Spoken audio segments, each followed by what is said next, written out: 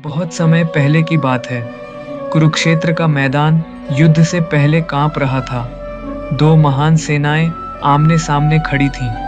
रथों की आवाज, शंखों की गूंज और तलवारों की झंझनाहट वातावरण को भर रही थी।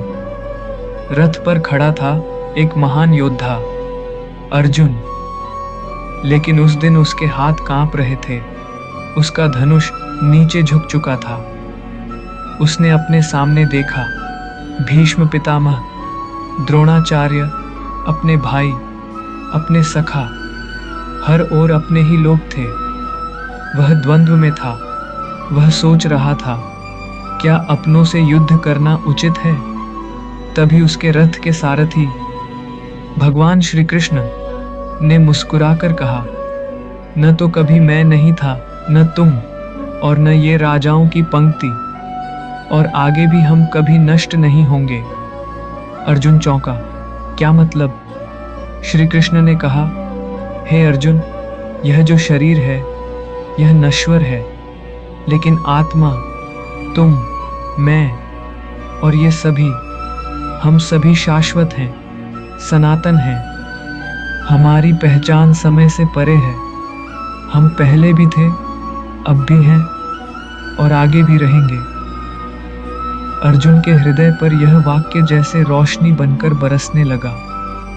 मृत्यु अब उसे भयावह नहीं लगी, क्योंकि कृष्ण ने बताया कि जो मरता है वह सिर्फ शरीर है, आत्मा नहीं। श्री कृष्ण ने न केवल अर्जुन को युद्ध का कारण समझाया, बल्कि जीवन का गूढ़ रहस्य भी बताया। तुम एक आत्मा हो, अमर हो, तुम्हारी पहचान स्थायी है। यह केवल इस जन्म तक सीमित नहीं है। भगवद गीता का यह श्लोक हमें सिखाता है कि आत्मा की पहचान न शरीर से जुड़ी है, न समय से। हम न तो शरीर मात्र हैं, न ही इस जन्म से हमारी कहानी शुरू होती है। हम शाश्वत आत्मा हैं, अलग, स्वतंत्र और कृष्ण के साथ सनातन संबंध में बंधे हुए। श्री कृष्ण इस श्लोक में स्पष्ट करते हैं कि आत्मा की व्यक्तिगत पहचान कभी भी खोती नहीं है, न पहले न बाद में। यह विचार मायावादी सिद्धांतों के विपरीत है, जो आत्मा को ब्रह्म में विलीन होने वाला मानते हैं। लेकिन श्री कृष्ण कहते हैं, आत्मा हमेशा एक अद्वितीय अस्तित्व रखती है और भगवान के साथ उसका संबंध अनंत है।